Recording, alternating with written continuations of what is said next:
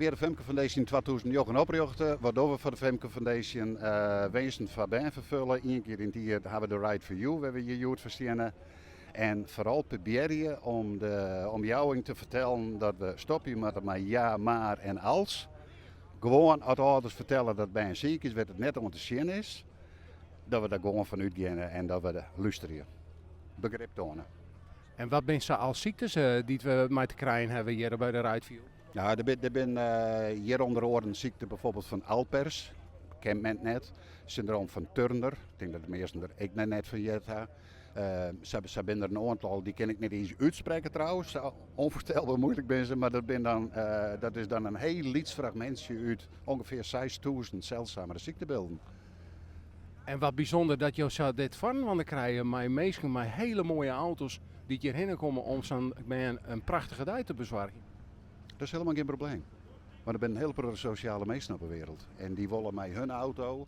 Er wordt wel eens toch dat showmeesten binnen. Heel vaak is het net zo. Die meesten die willen er iets bij budgetten. En dat tonen ze hier. Ik wil dat show komt enthousiasme van de meesten.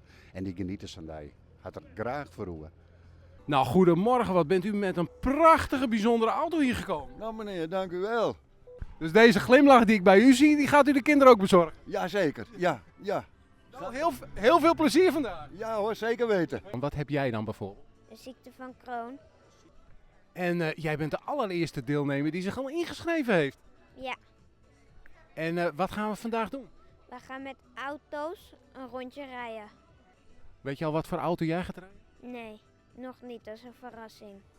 En waarom wordt deze tocht georganiseerd? Voor kinderen die iets hebben om een leuke dag te maken. Hoe heet jij? Yara, En wat heb jij, Jara? albinisme. En kan je een beetje uitleggen wat dat is?